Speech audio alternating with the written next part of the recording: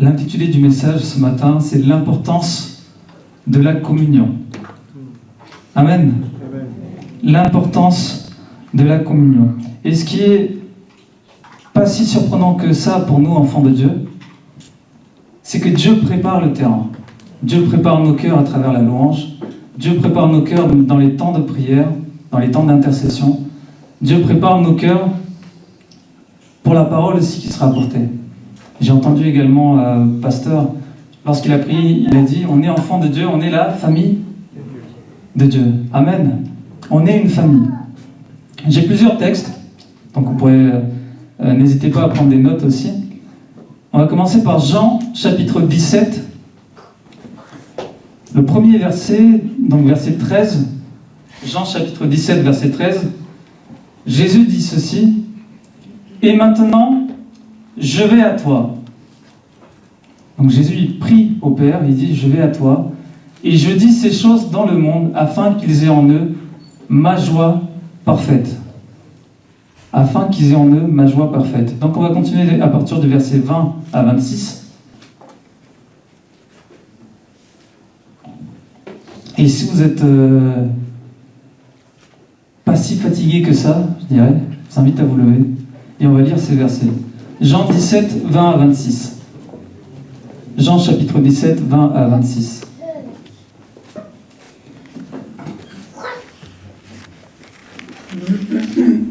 Ce n'est pas pour eux seulement que je prie, mais encore pour ceux qui croiront en moi par leur parole.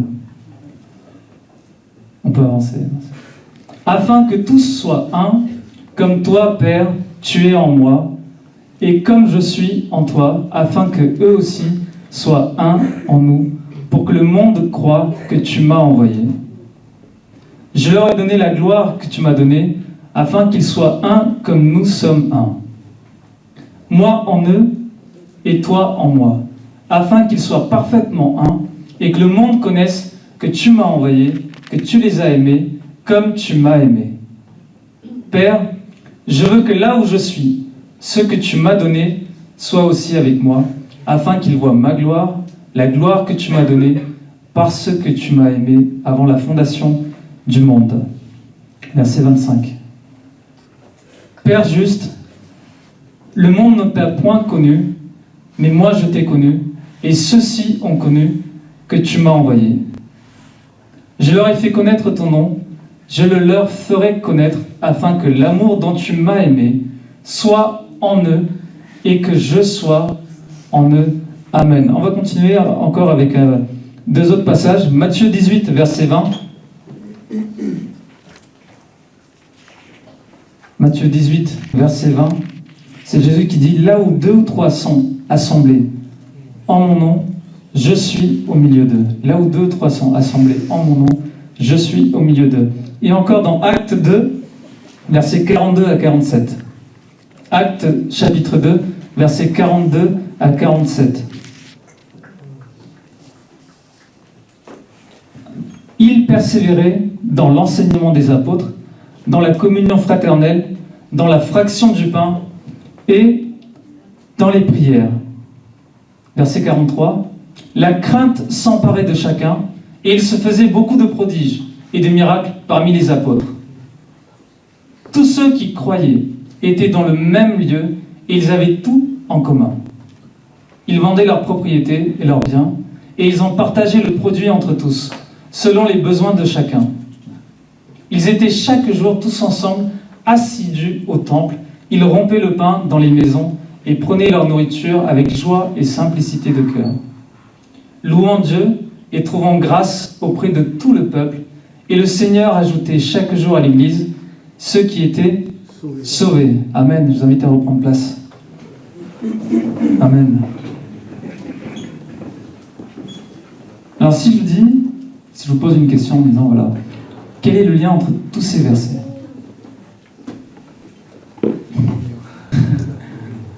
Alors je vais annoncer dès le début, effectivement, c'est la communion. Dans tous ces versets, c'est la communion. Dans tous ces versets, on peut voir qu'il y a une chose importante, vraiment importante, c'est la communion et la bénédiction qui en découle de cette communion. Alors tout d'abord, qu'est-ce que la communion? Qu'est-ce que la communion? La communion, c'est, alors il y a une définition qui dit ceci, c'est l'union ou un accord profond. Lorsqu'il y a communion, il y a l'union et un accord profond. Accord profond, sympathie entre des personnes, communion d'idées et de sentiments. Alors il y a des synonymes de communion. On parle d'accord, on parle d'entente, d'harmonie et d'union. La communion, on peut le séparer en deux mots. Hein. Lorsqu'on démarre avec le début, quand on dit comme, c'est pour dire ensemble, avec. Et union, donc l'unité, ça parle de l'unité derrière. La communion, on parle aussi d'un sentiment d'amitié. Lorsqu'il y a communion, il y a un sentiment d'amitié des personnes qui partagent les mêmes intérêts. Un sentiment d'amitié des personnes qui partagent les mêmes intérêts. Et c'est important de souligner qu'en fait, lorsqu'on parle de communion, pour nous chrétiens, et même pour l'homme que Dieu a créé, on peut le voir en deux points majeurs, importants. Il y a une communion qui est verticale et une communion qui est horizontale. Amen. Et dans les deux cas, la communion, elle est très très importante parce que c'est ce que Dieu veut. Vous savez ce verset qui dit, premièrement, tu aimeras ton Dieu. Amen. Donc, premièrement, cette communion avec Dieu, on aimera notre Dieu de tout notre cœur, de toute notre âme et toute vraiment notre force. On met tout. Et deuxièmement, il dit, ce qui en découle, tu aimeras ton prochain comme toi-même. Donc elle est verticale avec Dieu et horizontale avec les frères et sœurs, avec chacun. Alors premièrement, on va voir cette communion qui est verticale, la communion avec Dieu. Alors cette communion, en fait, c'est quelque chose qui est voulu par Dieu. Dieu désire être en communion avec sa création, avec chacun de nous. Non, vous ne le croyez pas? Dieu désire être en communion avec chacun de nous. Il veut avoir cette relation personnelle et intime avec chacun de nous. Ce n'est pas réservé pour les uns seulement ou pour les autres, c'est réservé pour tous. Tous ceux qui acceptent le Seigneur Jésus.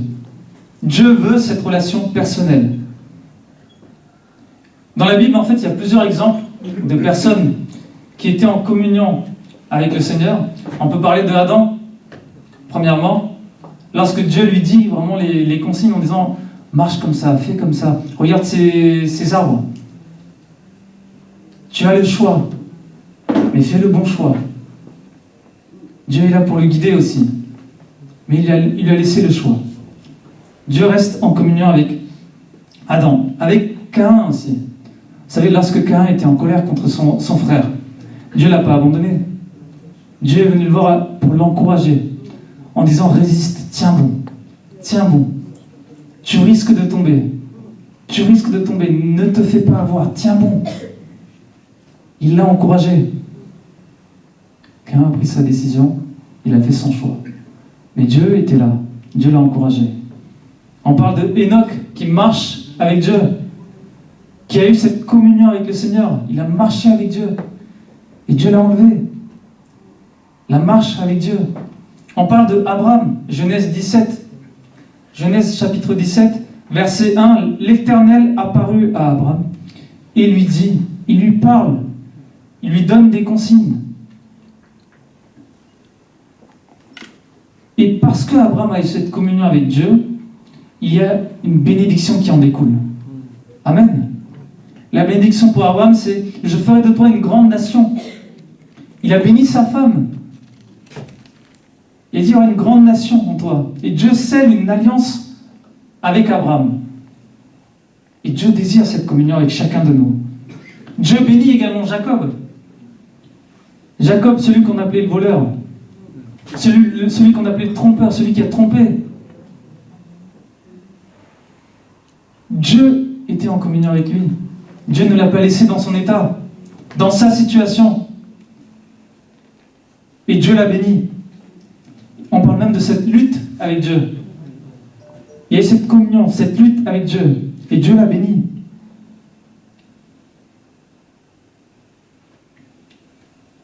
On parle de Moïse également dans la Bible. Moïse parle avec Dieu, et Dieu parle avec lui. Amen. Qui aimerait être comme ça dans la place de Moïse en train de parler avec Dieu? C'est vrai? Avec 1 million de personnes devant vous qui font la tête, qui râlent et qui ne sont pas contents parce que... Moïse avait du mal. Hein. Mais ce qu'il aimait énormément, c'était la présence de Dieu. Malgré cette épreuve, malgré ces difficultés, Moïse tenait bon. On parle de l'homme patient.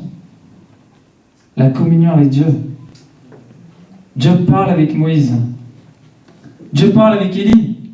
Lorsqu'Élie était, on peut parler d'une dépression, découragé, Dieu vient le visiter en disant: qu'est-ce que tu fais là? Que fais-tu là, Élie? Qu'est-ce qui se passe? Que fais-tu là? Dieu a un projet pour la suite, pour chacun de nous, et Dieu veut être en communion avec chacun de nous. Amen. Avec chacun de nous, ici présents. On peut en citer tellement d'exemples dans l'Ancien Testament comme dans le Nouveau Testament. On peut en citer beaucoup d'exemples. Je suis sûr que si je vous pose la question, vous allez m'en citer d'autres exemples. Vous allez me parler de Daniel, de Jérémie, etc. Waouh, qu'est-ce que Dieu a fait avec eux? Cette communion avec le Seigneur. Tous ces hommes, leur vie a changé parce qu'ils étaient en communion avec Dieu. Mon frère, ma soeur, si tu veux que ta vie change, il y a une chose, c'est la communion avec Dieu. Amen. La communion avec Dieu. Donc, dans la communion avec Dieu, il y a transformation de vie. Amen. Dieu transforme ta vie. Tu ne restes pas dans le même état. Dieu va changer ta vie lorsque tu es en communion avec le Seigneur. Vous savez, lorsqu'on regarde le Nouveau Testament, Jean 3, verset 16, on le connaît bien, c'est le désir de Dieu. Dieu, il a tant aimé le monde. Il nous a tellement aimés qu'il a donné son Fils unique. Pourquoi? Parce qu'il désire cette communion avec chacun de nous. Pour qu'aucun ne périsse, mais qu'ils aient la vie éternelle. On a déjà abordé ce point il y a quelques messages auparavant. Et on a parlé de la vie éternelle en disant que c'était rester dans la présence de Dieu continuellement. Et la mort signifiait l'éloignement de Dieu. La ruine éternelle. La communion avec Dieu. Et Dieu désire tellement que l'homme soit en communion avec lui. Vous savez, il y a des versets qui nous parlent de ça. Jean 15, verset 5. Jésus le dit encore. Vous êtes... Je suis le cep et vous êtes les sarments. C'était pour être attaché à lui. Être en communion avec lui. Pour recevoir du sarment tout ce dont... Du cep, tout ce dont les sarments avaient besoin. Amen. Tout ce dont on avait besoin venait de Jésus. Et pour ça, il fallait être en communion avec lui. Demeurer en lui. Amen. Demeurer dans le Seigneur. Romains 11, verset 24, on parle même de greffer dans l'arbre. On parle d'être greffé dans l'arbre. Être attaché, greffé. Faire un avec l'arbre. Amen. Être greffé dans l'arbre. Faire un avec l'arbre. La nature de Dieu, justement, va nous transformer petit à petit lorsqu'on est greffé à lui. Amen. Lorsqu'on est greffé, attaché, en communion avec le Seigneur. Et ceux qui ont connu cette communion, ils ont été bénis. Ils ont été bénis par le Seigneur. Daniel a été béni. Daniel et ses compagnons ont été bénis. Vous savez ce chant qui dit « Là dans le feu, il était là avec moi ». On le connaît ce chant, hein? Il était là avec moi, là dans le feu. Et Daniel et ses compagnons, ils ont été bénis. Dans la fosse au lion, dans la fournaise ardente. Parce qu'ils étaient en communion avec le Seigneur ne les a pas abandonnés dans leur situation, dans leur épreuve. Amen. Salomon a été béni. Il était en communion avec le Seigneur, il a prié le Seigneur, il a demandé au Seigneur ce qu'il voulait. Et le Seigneur lui a accordé parce qu'il y avait cette communion avec lui. David a été béni. Lorsque David voit Goliath devant lui, il n'a pas peur. Parce qu'il était en communion avec le Seigneur. Amen. Il a eu la victoire sur Goliath. Parce qu'il y a la communion avec le Seigneur. On parle de Josué également. Josué qui est dans cette tente de la rencontre. Moïse sort de là, mais Josué reste là. Et en disant, j'aime être dans la présence de Dieu. Amen. J'aime être dans la présence de Dieu. Et Josué qui a aimé cette présence de Dieu, qui était dans la communion avec le Seigneur, il devient le prochain leader. Après Moïse, c'est Josué qui a pris la suite. Amen. Amen. La communion avec le Seigneur. Et le contraire de la communion, on l'a dit tout à l'heure, c'est l'éloignement, la séparation, la division. C'est l'éloignement. Soit on est en communion avec le Seigneur, soit on est loin de Dieu. Amen. Alors j'ai un message pour peut-être quelqu'un. Peut-être que ta vie est désordonnée. Peut-être que tu n'as plus d'espoir face à l'épreuve, la maladie. Ceux en qui tu as cru, ils t'ont abandonné. Ça peut être les proches, les médecins, les amis, la famille. Alors sache une chose, ta vie n'est pas terminée. Dieu veut être en communion avec toi. Amen. Et Dieu veut changer, transformer ta vie. Ta vie n'est pas finie. Dieu veut transformer. Dieu veut changer ta vie. Comme il l'a fait pour Jacob. Comme il l'a fait pour Jacob. Dieu l'a béni. Il a dit, tu ne seras plus Jacob, tu seras Israël. Amen. Et Dieu veut te bénir. Alors si tu entends ce message, surtout n'endurcis pas ton cœur. Ouvre ton cœur au Seigneur. Dieu veut t'aider et viens dans la communion avec le Seigneur, avec ton Créateur. Amen. Alors cette communion en fait avec le Seigneur, elle est parfaite. Elle nous fait du bien. Et cette communion, elle peut se faire par la personne du Saint-Esprit. Amen. Par la personne du Saint-Esprit. 2 Corinthiens 13, verset 14, nous dit ceci. C'est l'apôtre qui a écrit ces paroles. Que la grâce du Seigneur Jésus-Christ et l'amour de Dieu et la communication, donc il y a d'autres versions qui parlent de communion, du Saint-Esprit, soit avec vous tous. Amen. La communion, la communication, la communion du Saint-Esprit soit avec vous tous. Dans cette formulation, en fait, il y a les 3 personnes qui sont là. Le Père, le Fils et le Saint-Esprit. Amen. Les 3 sont là. Et cette communion que Dieu désire par le Saint-Esprit pour être en communion avec le Fils et le Père. Amen. Il n'est pas question seulement d'une communion avec le Père. Il n'est pas question de seulement une communion avec le Fils, mais il est une question de communion par le Saint-Esprit, avec Dieu. Alors le Saint-Esprit demeure en chacun de nous, ceux qui ont accepté le Seigneur, demeure avec nous et en chacun de nous, pour ceux qui ont accepté le Seigneur Jésus-Christ, comme leur Sauveur et leur Seigneur. Amen. Si ce matin, tu entends ce message, n'endurcis pas ton cœur. Si tu n'as pas accepté le Seigneur Jésus, et que le Saint-Esprit te parle en ce moment, ouvre ton cœur au Seigneur. Accepte le Seigneur Jésus. Dieu désire cette communion avec toi. Dieu désire transformer ta vie.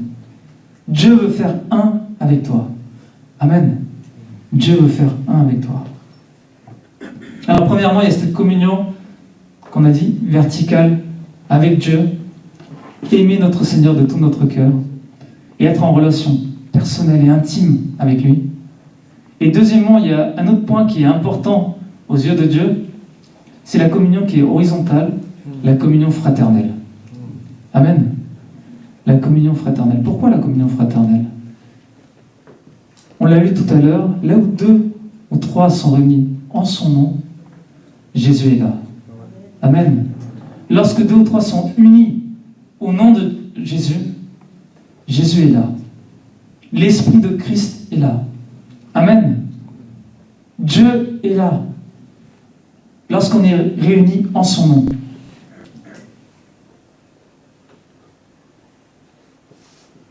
En Actes, chapitre 2, on l'a lu tout à l'heure, en Actes, chapitre 2, verset 44, il y a quelques éléments de la communion fraternelle. On va voir qu'est-ce que la communion fraternelle. Alors, tous ceux qui croyaient étaient dans le même lieu. Tous ceux qui croyaient au Seigneur étaient dans le même lieu. Premièrement, la communion fraternelle, elle ne se fait pas à distance. Elle se fait ici, dans l'église locale. Amen.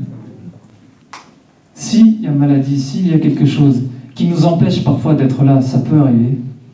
Mais la communion fraternelle que Dieu désire, c'est ici, ensemble, et c'est ce que Dieu veut. Tous ceux qui croyaient étaient dans le même lieu, ils avaient tout en commun. Ils avaient tout en commun. Alors ce qu'on va faire, c'est qu'on va vider nos sacs. Non, je pense que... on va mettre une grande nappe, on met tout en commun. Vous savez que les premiers chrétiens, ils l'ont fait. On parle justement de la force de l'église primitive. Qu'est-ce qu'il y avait? Le Saint-Esprit était là. Il y avait cette communion fraternelle. C'est une force pour l'église. Tous ceux qui croyaient étaient dans le même lieu et avaient tout en commun. Premièrement, croire au Seigneur. Mais une fois qu'on a accepté le Seigneur Jésus, on est dans le même lieu. Ensemble, dans le même lieu. Et on met tout en commun. On met nos forces, notre énergie en commun. Nos biens en commun. Pour que l'œuvre avance. Pour que l'œuvre avance. Ceux qui disent que les dîmes et les offrandes, c'est pas pour maintenant, c'était dans les anciens temps, c'est pas vrai. Ils mettaient tout en commun. Ils vendaient leurs biens. Ils mettaient tout en commun. Alors, à aucun moment, la Bible nous dit vendez tout et mettez comme ça. Non, même Pierre, lorsqu'il parle à Ananias, il lui dit mais c'est ton champ à toi. Tu pouvais le garder.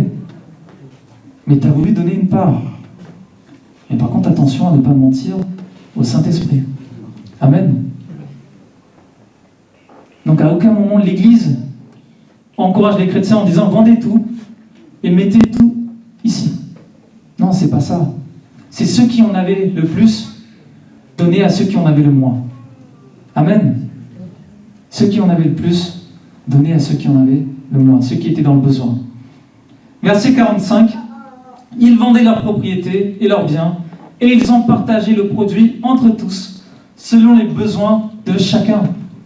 Selon les besoins de chacun. Soyons honnêtes.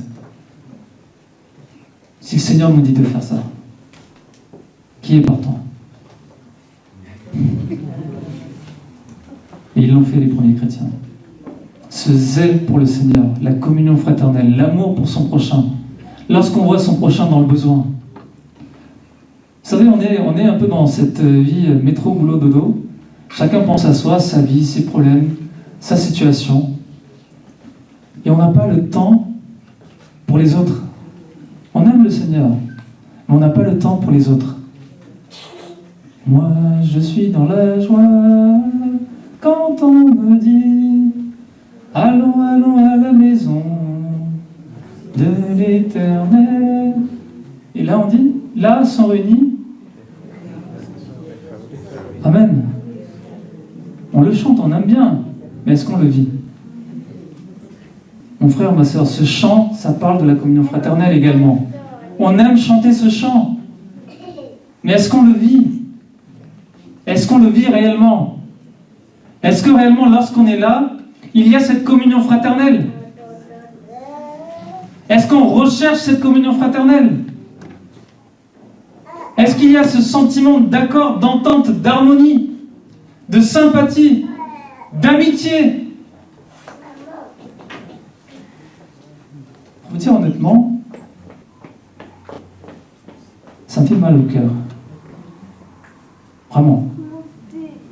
Est-ce que nous, chrétiens, enfants de Dieu, nous qui avons connu l'amour du Seigneur, est-ce qu'on a cet amour pour notre prochain?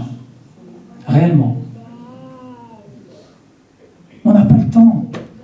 On est occupé. On est fatigué. On a un programme chargé à chaque fois. On n'a pas le temps. On n'a pas le temps. Mais pourtant, tous ceux qui croyaient étaient dans le même lieu et ils mettaient tout en commun. Leur force, leur énergie, leur temps, tout en commun. Pour le Seigneur, pour sa gloire, mais pour son œuvre, pour l'Église, pour chacun de nous. La communion fraternelle. Ils étaient chaque jour, verset 46, ils étaient chaque jour, tous ensemble, assidus au temple. Est-ce que c'est vrai? On peut se poser la question à nous-mêmes. Hein. Est-ce que c'est vrai? Les temps d'intercession, est-ce qu'on est là? Les temps d'étude et partage, est-ce qu'on est là? En plus, on parle du Saint-Esprit en ce moment. De celui par qui on peut avoir cette communion avec le Seigneur et avec les frères et sœurs. Et même pas la moitié de l'Église, des fois. La communion fraternelle. Ils étaient chaque jour. Donc ça veut dire qu'ils n'ont manqué aucun instant. Dès lors qu'ils devaient se réunir ensemble, ils étaient là. Ils étaient assidus. Ils ne voulaient pas manquer ça. Nous, parfois, on cherche l'occasion de dire, mais là, c'est pas évident, c'est pas facile, peut-être qu'aujourd'hui, je vais me reposer. Quand je vois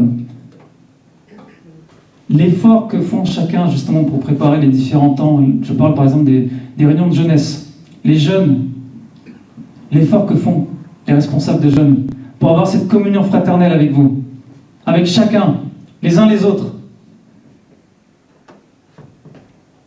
Est-ce qu'on est assidus dedans?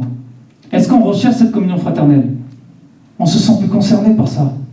On voit plein de messages. Je vois ces groupes WhatsApp qu'on a. Hein. On a tellement de groupes WhatsApp dans lesquels on partage des messages.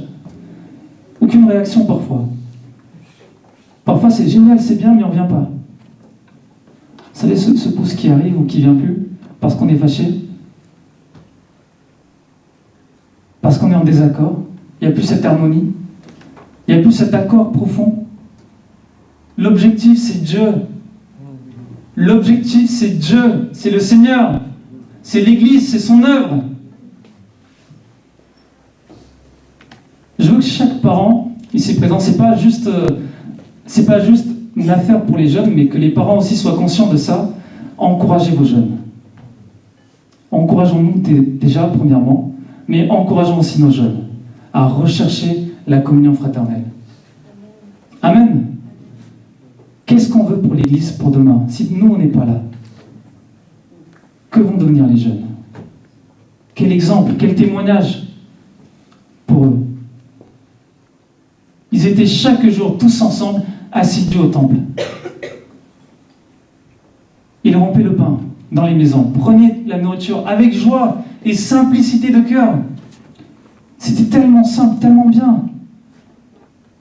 Simplicité de cœur.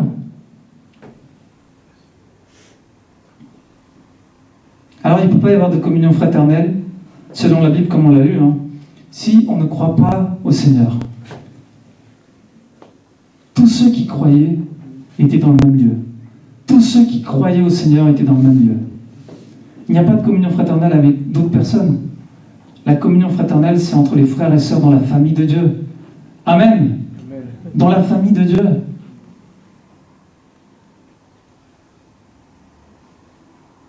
Il faut croire au Seigneur, croire en sa parole, croire en son œuvre qu'est l'Église. Donc tout d'abord, la communion, c'est être ensemble, c'est être assidu. Recherchez ça. Recherchez la communion fraternelle. Recherchez le fait d'être ensemble. Parce que là où 2 ou 3 sont réunis, Jésus est là. Amen. Et qu'est-ce que veut Satan? Justement nous séparer. Justement nous diviser. Justement créer cet éloignement entre chacun de nous. Jésus ne peut pas venir. Si on ne recherche pas la communion fraternelle, Jésus ne peut pas être là. L'Esprit de Christ ne sera pas là. L'Esprit de Christ, c'est l'amour, la joie, la paix, l'unité.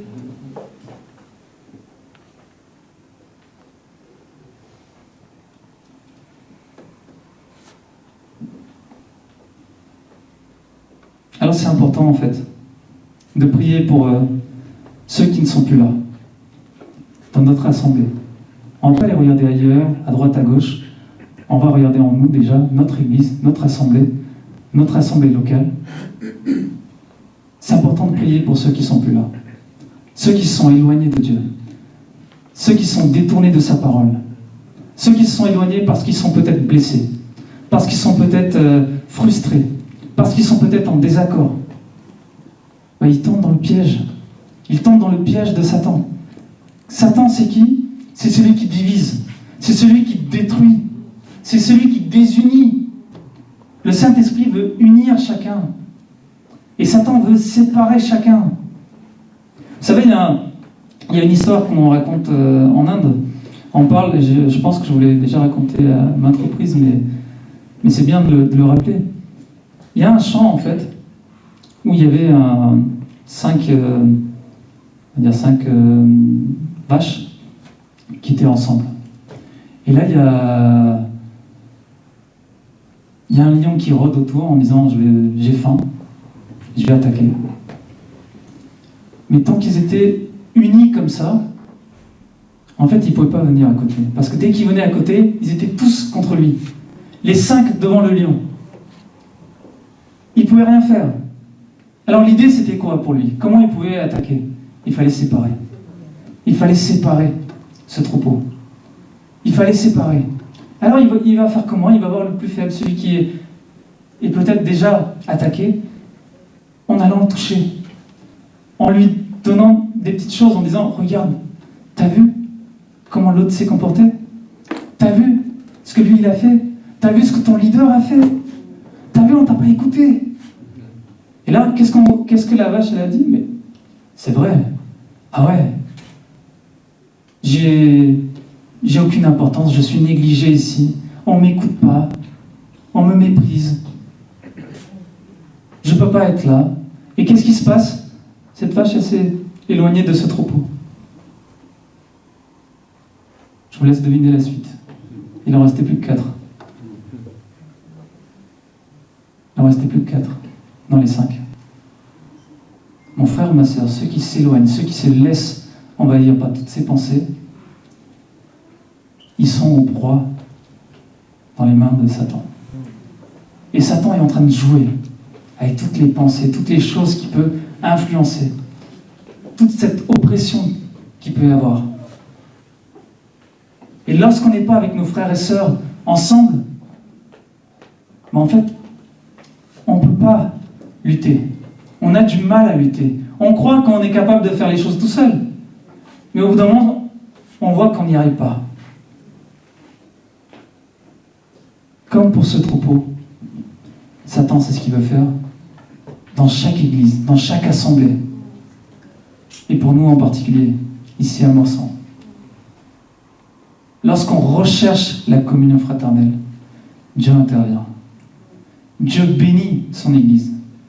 Lorsqu'on laisse envahir par toutes ces pensées qui nous éloignent justement de là où Dieu nous a placés, on se fera certainement abattre. Amen. Alors prions pour ceux qui ne sont plus là, Prions pour ceux qui sont éloignés de Dieu, de l'Église, pour ceux qui sont absents pour diverses raisons. Vous savez, les excuses, on peut en trouver. On peut en trouver des excuses pour dire je ne viens plus, j'arrête, je ne fais plus. Des excuses, on en aura. Si vous voulez, je peux vous en donner des excuses. Mais ça ne sert à rien. Ça ne sert à rien. Dieu, ce qu'il désire, c'est la communion avec lui, mais deuxièmement, c'est la communion les uns avec les autres, entre chacun de nous. Amen. Alors, il y en a peut-être certains qui sont dans la maladie. Alors, prions pour eux. Partageons les peines de ceux qui souffrent. C'est quoi la communion fraternelle? C'est aussi partager. Partager ses peines. C'est pas se dire, ok, il souffre, c'est sa vie. Moi, j'ai la mienne, moi, j'ai mes souffrances. Donc, chacun ses souffrances, chacun ses peines. Non, partageons nos peines. Nos joies et nos peines. C'est ce qu'on chante en plus. On les partage ensemble. On les remet devant le Seigneur. Pour nos joies, on glorifie le Seigneur. Pour nos peines, on glorifie le Seigneur aussi. Parce qu'il est là. Même dans le feu. Il est là. Dans la fournaise ardente, il est là. Dans la fosse au lion, il est là. Amen. Partageons les peines de ceux qui souffrent. Prenons des nouvelles. Mon frère, ma soeur, c'est un truc qu'on peut faire en 2025. Peut-être que parfois on n'y a pas pensé. On a peut-être été maladroit. Mais prenons des nouvelles aussi de chacun de nous. Un frère, une sœur n'est pas là, prenons des nouvelles. N'allons pas dire c'est pas grave. C'est habituel. Prenons des nouvelles aussi. Moi-même, le premier, ça m'est arrivé aussi de ne pas le faire. Donc je demande pardon. Qu'ensemble, on montre qu'on est la famille de Dieu. Amen. On est la famille de Dieu. On l'a dit tout à l'heure. On n'est pas juste un groupe de Dieu. On est la famille. On est la famille de Dieu. Le sang de Christ nous unit, chacun de nous. Amen.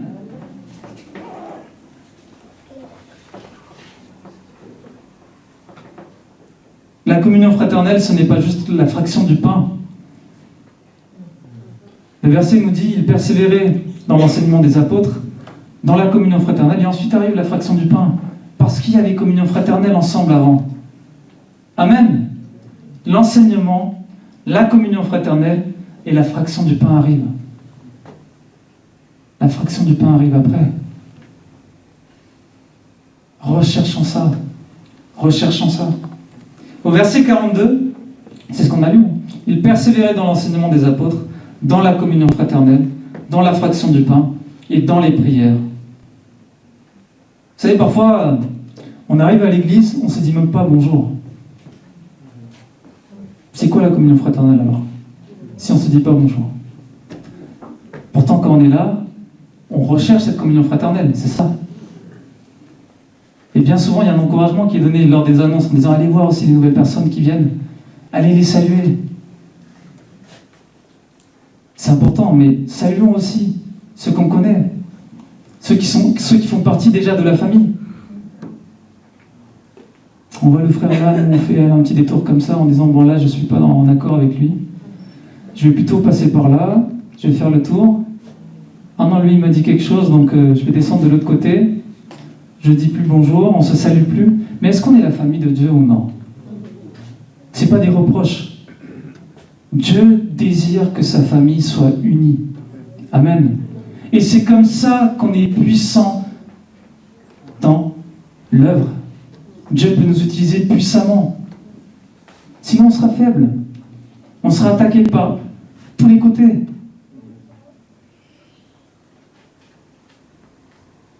On ne se salue même pas, on n'a pas le temps.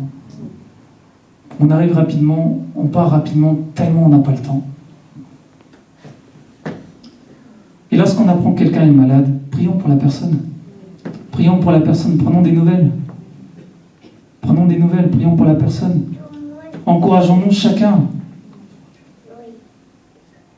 Vous savez, à l'armée, on est l'armée de l'Éternel. Amen. Vous savez, à l'armée, lorsqu'ils avancent ensemble et qu'il y en a un qui est fatigué, en fait il l'abandonne et tout le monde part. C'est ça, hein? Ah bon? Ah, j'étais pas dans la même armée alors. Alors, dites-moi qu'est-ce qui se passe? Ils le soutiennent, ils prennent soin. Et ils se mettent, limite, à son rythme à lui, pour le faire avancer, pour ne pas l'abandonner, pour l'encourager, pour qu'il reprenne le rythme ensemble. Amen. On est l'armée de l'Éternel. On est l'armée de l'Éternel. Ne laissons personne derrière. C'est pas ce que Dieu veut. Ensemble, avançons. Ensemble, dans la communion fraternelle. Parce que là où 2 ou 3 sont réunis en son nom, Jésus est là. Amen. Et c'est ce que Dieu désire. Amen. Amen, Amen. C'est bien. Amen. Gloire à Dieu. Amen. C'est ce que Dieu veut. Ne nous faisons pas avoir par toutes les ruses du malin. Mon frère, ma soeur, essayons de mettre nos différences, nos divergences de côté. Notre objectif, c'est le Seigneur. Ce n'est pas nos intérêts. Notre objectif, c'est le Seigneur. Ensemble, avançons ensemble pour le Seigneur. Arrêtons d'être focalisés sur notre vie, c'est ce qu'on avait dit tout à l'heure. Arrêtons d'être focalisés sur notre vie. Ce métro, boulot, dodo, ou voiture, boulot, dodo, je ne sais pas. Arrêtons d'être focalisés sur notre vie, sur nos besoins. On en aura toujours. Mais le frère, la sœur qui est à côté, peut-être qu'elle ne sera pas là. Ensemble, avançons pour le Seigneur. Vivons la communion fraternelle afin que Dieu puisse les toucher. Amen. Afin que Dieu puisse les toucher. Et qu'ensemble, on puisse vivre cette communion fraternelle afin que vraiment, dans cette communion fraternelle, la puissance de Dieu s'accomplisse dans nos faiblesses. Amen. Et dans notre communion fraternelle. Amen. Alors, il y a des bénédictions qui en découlent de ça. Dieu désire que son peuple vive dans la communion fraternelle, ensemble, unis. Alors, c'est quoi les bénédictions? Premièrement, le jour de la Pentecôte. Acte 2, verset 1. Acte 2, verset 1. On va avancer rapidement. Acte 2, verset 1. Le jour de la Pentecôte, ils étaient tous ensemble dans le même lieu. Amen. Tous ensemble dans le même lieu. Et Jésus est parti encourager chacun en disant « Reviens, reste là. Qu'est-ce que je t'ai dit? Ensemble dans le même lieu. » Et parce qu'ils étaient ensemble dans le même lieu, le Saint-Esprit est descendu. Amen. Il y a une naissance de l'Église parce qu'il y a communion fraternelle. Amen. Pourquoi je parle de naissance de l'Église? En fait, le terme utilisé dedans, ce vent impétueux, on parle de tout à coup, il vint du ciel un bruit comme celui d'un vent impétueux et il remplit toute la maison où ils étaient assis. On parle d'un vent impétueux. Et le vent, en fait, alors il y a plusieurs termes qui désignent le vent en grec et en hébreu aussi, mais souvent c'est pneuma qui est utilisé. Pneuma. Mais sauf que là,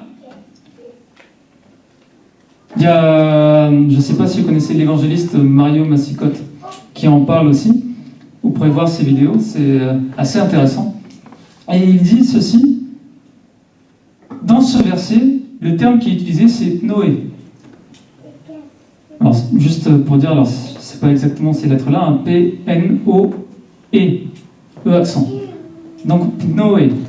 Et il dit que pnoé, c'est un terme qui est utilisé dans le milieu de la maternité.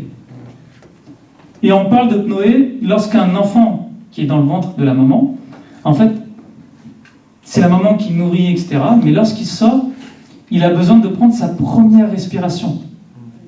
Quelque chose qui est important. Et cette première respiration, on parle de pnoé. Et lorsqu'on parle de l'Église, le jour de la Pentecôte, on parle de ce vent impétueux, et le terme utilisé par Luc, c'est pnoé. Pour dire cette première respiration que l'Église a pris ensemble. Amen. Dans la communion fraternelle, il y a une naissance de l'Église. Amen. L'Église a pris souffle, a pris vie dans le Seigneur. Ils étaient tous ensemble, le corps était là. Mais le souffle est arrivé. ce vent impétueux, cette première respiration. Amen. Et cela a été possible parce qu'il y a eu communion fraternelle. Dieu bénit son peuple qui s'unit. Matthieu 18, verset 19, Jésus dit ceci, « Je vous dis encore que si 2 d'entre vous s'accordent sur la terre pour demander une chose quelconque, elle leur sera accordée par mon Père qui est dans les cieux. » Si 2 s'accordent, la communion fraternelle, il y a un accord, il y a une harmonie, il y a une entente pour prier ensemble. Et Dieu exauce. Amen. Dans la communion fraternelle, Dieu exauce nos prières. Donc recherchons la communion fraternelle. Jésus est présent au milieu. On l'a dit tout à l'heure. Matthieu 18, 20. Là où 2 ou 3 sont réunis, sont assemblés en mon nom, je suis au milieu d'eux. Jésus est là. L'Esprit de Christ est là. Dans la communion fraternelle et dans la crainte, verset 43, comme ils étaient ensemble dans le même lieu, et que la crainte de Dieu s'emparait de chacun, qu'est-ce qui se passait? Verset 43, Acte 2, verset 43. Il se faisait beaucoup de prodiges et de miracles parmi les apôtres. Dans la communion fraternelle et dans la crainte de Dieu, il se faisait beaucoup de prodiges et de miracles. Pour tous ceux qui disent, il n'y a pas de miracle, il n'y a pas de prodige, recherchons la communion fraternelle. Il y aura prodige et miracle. Amen. Parce que là, l'Esprit de Christ est là. Là où 2 ou 3 sont réunis, en son nom. Il y a une autre bénédiction pour l'Église également. Tout à la fin de ces versets, alors c'est le verset 47, on lit ceci, « Et le Seigneur ajoutait chaque jour à l'Église ceux qui étaient sauvés. » Pourquoi? Parce qu'il y avait communion fraternelle. Amen. Parce qu'il y avait communion fraternelle ensemble, le Seigneur a ajouté d'autres à l'Église. Amen. D'autres à l'Église. C'est-à-dire qu'il a ajouté un endroit précis, dans une Église locale, pour qu'ensemble ils puissent grandir. Il n'a pas dit, vous m'avez accepté, je vous mets là dans la rue à côté, vous êtes dans l'église universelle. Non, c'est pas ça. Il l'a ajouté dans une église locale pour qu'ensemble ils puissent avoir cette communion fraternelle. Amen. Je crois que Dieu veut bénir l'église de Morsan. Non, vous ne le croyez pas. Alors moi je crois que le Seigneur veut bénir son église à Morsan. Et pour ça, comment il peut le faire? Lorsqu'on est dans la communion fraternelle, lorsqu'on recherche cette communion fraternelle, lorsqu'on recherche cette communion avec Dieu premièrement, et ensuite entre nous, la communion fraternelle, lorsqu'on recherche ces temps ensemble, ne pas se laisser envahir par toutes ces pensées, ne pas être ces girouettes qui tombent dans tous les sens, parce qu'il y a des choses qui nous ont impactés, nous ont blessés, mais recherchons, peu importe les situations, peu importe les blessures, recherchons la communion fraternelle. Amen. Dieu veut bénir son Église en croissance numérique. Dieu veut ajouter chaque jour des âmes à notre assemblée parce qu'il y a communion fraternelle. Dieu veut qu'il y ait une croissance dans les dons et les talents. Amen. Parce qu'il y a communion fraternelle. Parce qu'il y a communion fraternelle. Dans la communion avec lui, avec Dieu, et dans la communion fraternelle. Alors on l'a dit tout à l'heure, Satan veut exactement le contraire. Satan veut exactement le contraire. Il veut l'éloignement avec Dieu. Il veut l'éloignement avec l'Église, avec les frères et sœurs. Donc il va mettre toutes les pensées, toutes les choses, nous faire tomber dans son piège. Ne nous faisons pas avoir, ne nous faisons pas tromper par Satan. Il ruse, il travaille comme il peut, il fait tout ce qu'il peut. Ne nous faisons pas emporter par toutes les ruses du malin. Par toutes les ruses du malin. Dieu désire cette communion fraternelle. Je le dis encore ce matin. Dieu désire notre communion fraternelle. Amen. Notre communion fraternelle. Prenons le temps de se saluer lorsqu'on se voit à l'église. Prenons Prenons le temps de se prendre des nouvelles. Prenons le temps de prier les uns pour les autres. On sera toujours occupés. Alors quand est-ce qu'on sera dans la communion fraternelle? C'est pas juste être présent dans l'église. C'est pas juste louer le Seigneur. Mais c'est aussi ensemble d'un commun accord. On peut louer le Seigneur, on peut écouter la prédication. Mais est-ce qu'il y a commun accord? Est-ce qu'il y a harmonie? Est-ce qu'on recherche ça? Mais Dieu, c'est ce qu'il désire. La communion fraternelle. Et pour Dieu, c'est très important. Jésus a prié pour cela. Jean 17, verset 13. On peut reprendre ce passage. Il a dit, afin qu'ils aient en eux ma joie parfaite. Afin que l'église de Morsan puisse avoir la joie parfaite du Seigneur. Amen. La joie parfaite du Seigneur. Alors, qu'est-ce qui se passe? Jean 17, verset 20 à 26. Jésus dit, ce n'est pas seulement pour eux, Seigneur. Alors, il parle à ses disciples, il parle au Père, il prie au Père, en disant, ce n'est pas seulement pour eux que je prie, mais également pour tous ceux qui vont croire par leur parole. Amen. Pour tous ceux qui vont croire en moi par leur parole. Donc pour les nouvelles âmes qui vont venir s'ajouter. Nous, on fait partie de ça. Hein. Les disciples ont travaillé, des personnes ont travaillé avant, et on a cru en la prédication de la parole. Amen. Et on est là. Et on est là ce matin. Pour tous ceux qui croiront en moi par leur parole. Afin que tous soient un. C'est la prière de Jésus. Que tous soient un. Comme toi, Père, tu es en moi. Et comme je suis en toi. Afin qu'eux aussi soient un en nous. Comme le Père et le Fils, ils sont un. Seigneur, il veut qu'on soit ensemble dans la communion avec le Seigneur. La communion fraternelle et la communion avec Dieu. Afin qu'eux aussi soient un en nous, pour que le monde croie que tu m'as envoyé. Est-ce qu'on peut mettre ces versets, ma sœur? Jean 17, 20 à 26. Afin que le monde croie que tu m'as envoyé. Amen. Verset 22.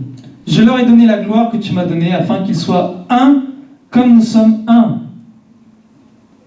Je leur ai donné la gloire. Pourquoi? Pour qu'on soit un comme Jésus, il est un avec le Père. Amen. Et c'est le désir du cœur de Dieu. L'unité, la communion fraternelle. Verset 23. Moi en eux. Jésus en nous. L'Esprit de Christ en nous. Et toi en moi. Afin qu'ils soient parfaitement un. Parfaitement un. Soyons honnêtes, ce n'est pas le cas. Mais on peut travailler. On peut travailler. On peut travailler pour qu'on soit parfaitement un, comme le Seigneur le désire. Il faut travailler. Il faut faire l'effort pour qu'on soit parfaitement un. Et que le monde connaisse que tu m'as envoyé. C'est comme ça que le monde peut voir que l'Église est à Christ. Amen. Comment le monde peut être sauvé si notre témoignage n'est pas là, dans la communion fraternelle? Lorsque quelqu'un rentre dans l'assemblée et qu'il voit les enfants de Dieu, la famille de Dieu, tous ensemble, dans la joie, dans la paix, dans l'unité, ça donne envie de rester. Amen. Pour que le monde connaisse que tu m'as envoyé et que tu les as aimés comme tu m'as aimé. Verset 26.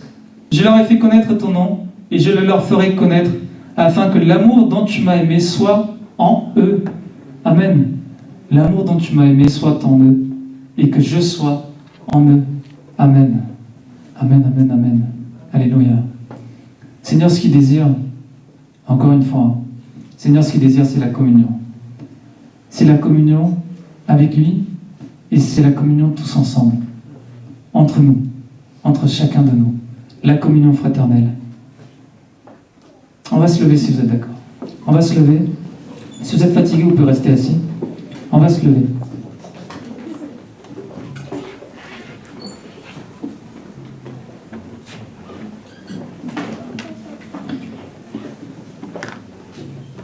ce matin, on va prendre cette décision en disant, Seigneur,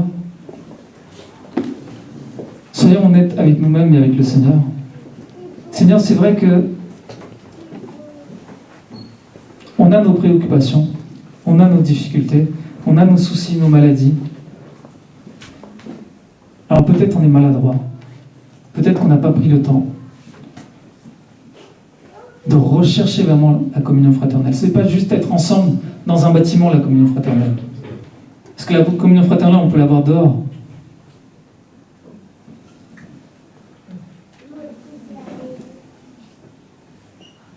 Seigneur, ce matin, je te demande pardon, Seigneur. Père, tu connais nos cœurs. Tu connais nos pensées, Seigneur. Pardon, Seigneur. C'est vrai, Seigneur, qu'on est tellement préoccupés par nos soucis, notre famille, notre travail. Et parfois, Seigneur, on est maladroit. On s'est peut-être blessés les uns les autres, Seigneur. On te demande pardon, Seigneur, mais aide-nous à rechercher la communion fraternelle. Aide-nous à rechercher l'unité, la paix et l'amour avec les frères et sœurs. Parce que c'est comme ça, Seigneur, que tu veux que ton Église soit. Et c'est en étant comme ça, Seigneur, que tu peux bénir ton Église. C'est pas dans la division, Seigneur. C'est pas dans l'éloignement. C'est pas en restant chez nous. Mais c'est en venant dans ton assemblée, dans la famille de Dieu, ensemble, pour rechercher ta face. Ensemble, pour voir si le frère, la sœur souffre. Partager ses peines, ses joies également. Quelle joie, Seigneur, ce matin, d'avoir entendu ce témoignage. Ma sœur qui était endormie, elle se réveille. Waouh, quelle joie. Il n'y a pas eu d'intervention. Gloire à Dieu. Merci Jésus. Quelle joie de partager ça. Quelle joie, Seigneur, de voir que ma sœur a été bénie, Seigneur. Quelle joie, Seigneur, de voir que mes frères et sœurs, Seigneur, sont guéris en toi. Père, c'est vrai également, Seigneur, qu'on partage nos peines également, Seigneur. Lorsqu'on voit un frère, une sœur souffrir, Seigneur, dans sa maladie, dans ses difficultés, dans ses peines, dans ses épreuves, aide-nous, Seigneur, à mettre la priorité d'abord pour nos frères et sœurs, Seigneur. Avant nous. Aide-nous, Seigneur, à voir notre prochain, à aider notre prochain, à prier pour notre prochain, à lui témoigner notre amour, parce que c'est ce que tu veux, Seigneur. À faire fuir, Seigneur, toutes les ruses du malin, à écarter, Seigneur, toutes ces flèches enflammées, Seigneur, qui veut diviser ton Église. Aide-nous, Seigneur, à rechercher la communion avec toi et avec les autres, dans le nom de Jésus le Père. Amen. Je vous invite à reprendre place. Je finis par ce verset, 2 Corinthiens 13, verset 14.